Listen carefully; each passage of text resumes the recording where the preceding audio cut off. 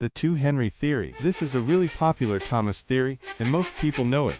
But if you didn't know, this is the theory. First, let's talk about Henry. Henry's backstory is that he was built from stolen design from Sir Nigel Gresley, but the plans were for a failed engine, so Henry had many problems. He looked like a mix between the GN or AE1 and C1 and thus used many parts from both.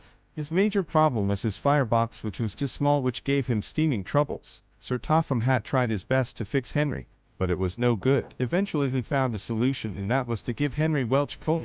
It was a success until one snowy night in 1935, when Henry was pulling the flying kit. The signal jammed and he was sent on to the wrong line into another train. Henry was severely damaged, and was sent to crew works for a rebuild. He came back as a Stanier Black 5 rather than an experimental Gresley design. That's how the original story goes, and this is where the theory starts. The theory is that instead of the works rebuilding Henry, he left him behind.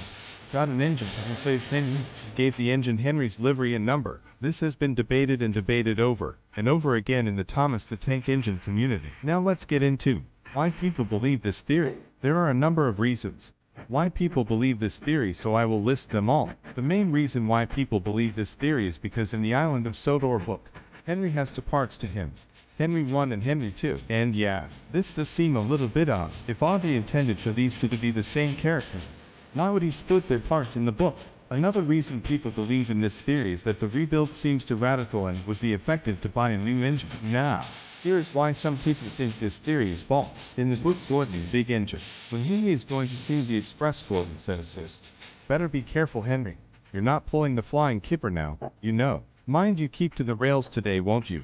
Then Henry calls Gordon fat face. Henry insulted Gordon back because the accident is not something to joke about to Henry. It clearly shows that Henry is offended, and if he was a replacement he wouldn't get offended. In the book The 8 Famous Engines, when Henry shoos away Percy's friends from the other railway, Percy puffs away saying, "Once an engine attached to a train, afraid of a few drops of rain." Henry's reaction was anger. These events that were mentioned were before his rebuild, so how could Henry have remembered these incidents if he was a replacement?